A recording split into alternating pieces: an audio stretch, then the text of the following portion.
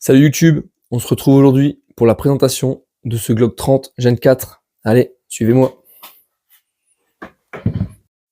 Alors on se retrouve en gros plan pour la suite de la présentation de cette arme. On va faire une mise en sécurité ensemble. Je tiens quand même à préciser que quand j'ai sorti l'arme tantôt du coffre, c'est quand même la première chose que j'ai faite. Cette mise en sécurité, j'en suis navré, je vais devoir la flouter, pour la simple et bonne raison que YouTube n'apprécie pas trop les manipulations d'armes en vidéo. Chargeur vide. Chambre vide. Ok, l'arme est en sécurité. On va pouvoir continuer. Alors, qu'est-ce qu'on peut dire sur ce Glock 30 Gen 4? Pour commencer, que c'est quand même un subcompact en 45 ACP, un subcompact qui pèse quand même 748 grammes.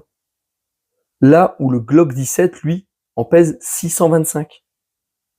Je vais vous mettre une photo d'un Glock 30 à côté d'un Glock 17 pour que vous puissiez vous faire une idée des dimensions de cette arme.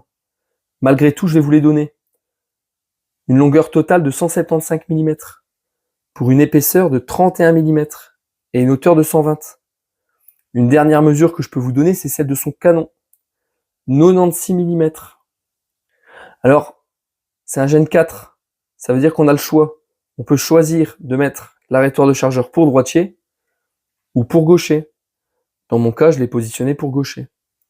Malheureusement, l'arrêtoir de culasse, lui, n'est pas ambidextre. Pour ça, il faudra se retourner sur un Gen 5.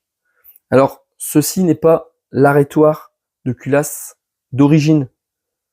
Je l'ai modifié. Pour la simple et bonne raison que quand je viens mettre mon arme en sécurité et que je viens bloquer la culasse en arrière sur le pas de tir, en gardant mon canon en direction des cibles, avec ma main faible, je viens reculer ma culasse et agripper cet arrêtoir de culasse avec mon pouce pour le bloquer. Alors, autre chose que j'ai changé sur cette arme, les organes de visée. J'ai dégagé les organes de visée en plastique de merde que Glock nous fournit avec ses armes pour les remplacer par des métalliques. J'ai également changé le connecteur dedans. J'ai mis un connecteur moins.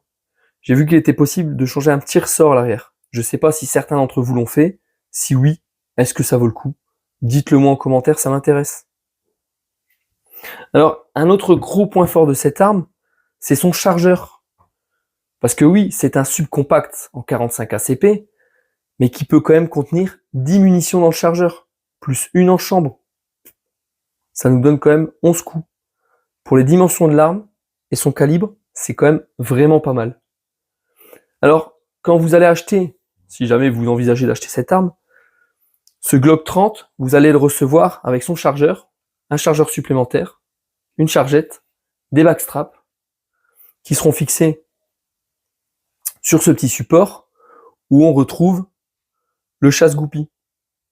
Un petit chasse-goupille de merde en plastique, mais qui, étonnamment, tient le coup.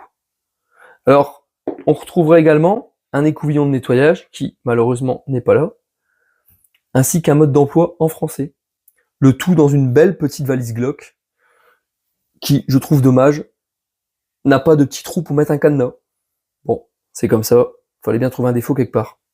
Allez, on se retrouve en stand pour quelques tirs ensemble. One eternity later.